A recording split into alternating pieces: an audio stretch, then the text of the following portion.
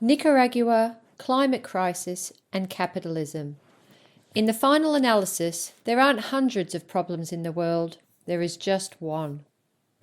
This article is based on a recent webinar addressed by Ambassador Valdrag Jaenska, who led the Nicaraguan government delegation to the 2023 United Nations Climate Change Conference in Dubai, more commonly known as COP28. During his presentation, the ambassador explained how Nicaragua is combating climate change, both at home through its renewable energy and other programs, and in the international arena through cooperation and by the power of its example in implementing policies that demonstrate a real concern for the earth, in contrast to imperialist greenwashing. Ambassador Jaenska's began by recalling the Paris Climate Conference of 2015. While Nicaragua upheld the position that the capitalist economic system is at the root of our environmental problems at that meeting, the majority of participants and all the meeting's outcomes simply reinforced the status quo. The recent COP28 conference, said the ambassador, was simply a continuation of that same old line. Whilst accepting the continued pollution problems created by the imperialist economic model, the Western nations had the audacity to rub salt into the wound by blaming developing countries for the problems created by their own economic system. The Paris Agreement agreed targets that were aimed at setting a limit on the absolute rise in global temperatures. But Ambassador Jaenska explained that technical conversations about points of degrees are moot for those who are suffering the real consequences today. The most important question in Nicaragua's view is, who is principally being affected by temperature increases? Unequal effects and an unbearable burden. Today, the people who are already feeling the brunt of climate change include the populations of small island development countries known as SIDS, S-I-D-S, and islands in the Pacific and the Caribbean. A mere 1.5 Celsius degree increase in temperature in the lowlands of Central America, one of the most vulnerable areas of the world, will result in these islands' complete disappearance. The ambassador spoke passionately about the reality that lies behind the politicians' rhetoric about limiting global warming to 1.5 degrees Celsius. Western audiences may be reassured by such empty promises, but the reality is that as temperatures rise, life is literally disappearing from under the feet of many people across Asia, Africa, the Pacific, and the Caribbean. More than that, the affected nations, already facing huge obstacles to their development as a result of imperialist looting and domination, including economic sanctions, debt, war, corruption, and poverty, are now also having to contend with the recurring devastation caused by climate change. This in turn necessitates reoccurring costs in infrastructure and resilience capacity building. Nicaragua did not and does not cause climate change, said the ambassador. Data shows that a few rich countries with the highest carbon emissions in the world are responsible for more than 83% of global emissions, while Nicaragua emits less than 0.05% of the global total. Yet Nicaragua's economy suffers a yearly impact from climate change that is equivalent to 8% of its GDP, up to $4 billion annually. This is adversely affecting not only its infrastructure, but also production, the environment, health, education, and energy. Floods and changing patterns of rainfall and temperature are depleting crop production and yields, making farming unpredictable at best and impossible at worst. Having to replenish the regular devastation of public goods is a huge burden for a poor country to bear. The ambassador pointed out that for a developing society trying desperately to lift its people out of poverty, the endless struggle to create vital infrastructure like roads, buildings, houses, schools, and health centres, only to have them decimated by floods and hurricanes, doesn't just impact the country's finances, but its psychology.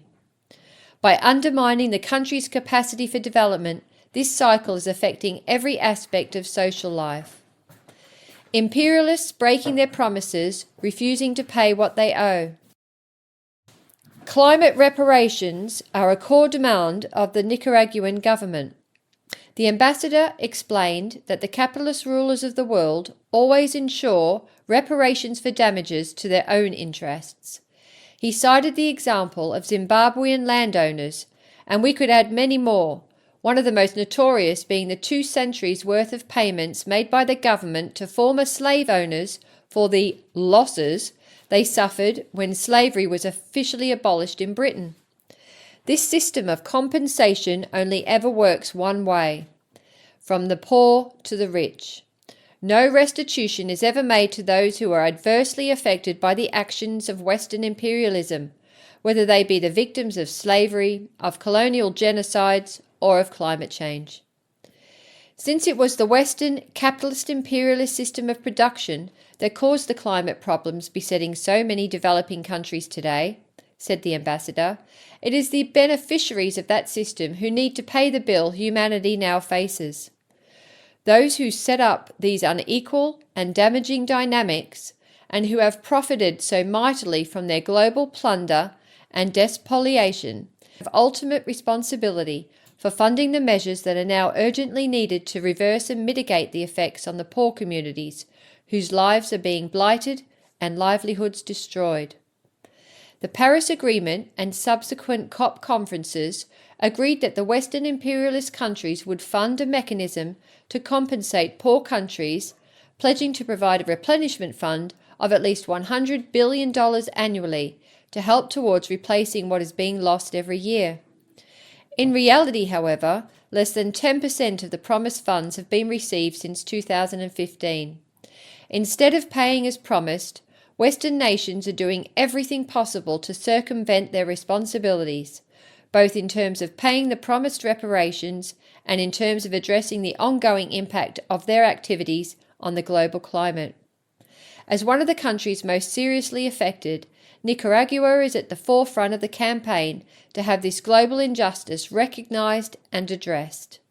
The ambassador pointed out that the imperialist nations are not emitting any less than they were when they made their commitments in 2015, and that they are emitting 4 times the target that was then agreed upon. Meanwhile, the Western concept of carbon neutrality is a cynical bit of greenwashing that manipulates public understanding, creates business opportunities, and achieves nothing. Greenwashing versus green measures. COP28 ended with an agreement that, quote, signalled the beginning of the end, end quote, of the fossil fuels era, but which was itself unequal, said the ambassador. The Western nations have reached a stage of technological advancement that the developing nations have not. Using climate excuses to forbid the development of other countries is entirely unacceptable. Nicaragua itself is proactively seeking alternative sources of energy. On the 27th of November 2023, Latino Metrics highlighted the huge progress the country has made in the field of renewable energy. Not that we would know about it from reading the Western environmental columnists, but Nicaragua has surpassed Norway and Sweden to become a world leader in the production of clean energy, raising its production rate from 21% to 70% of energy consumed in the last 2 decades.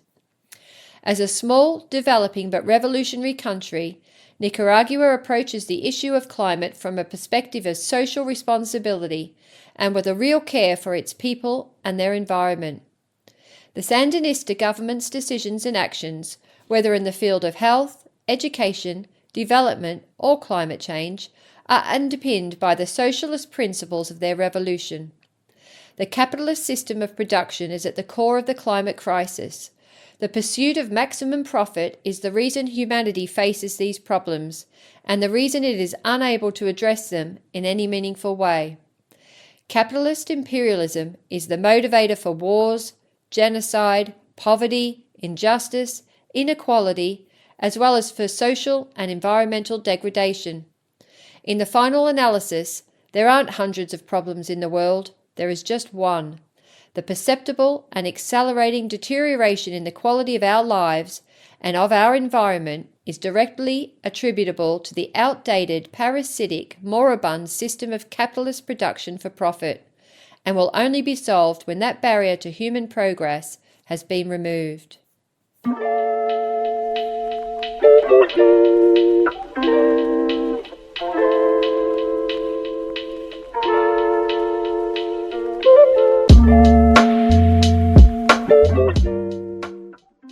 Thanks for listening to Proletarian Radio. We aim to bring you the best Marxist analysis on current affairs, revolutionary history, and theory.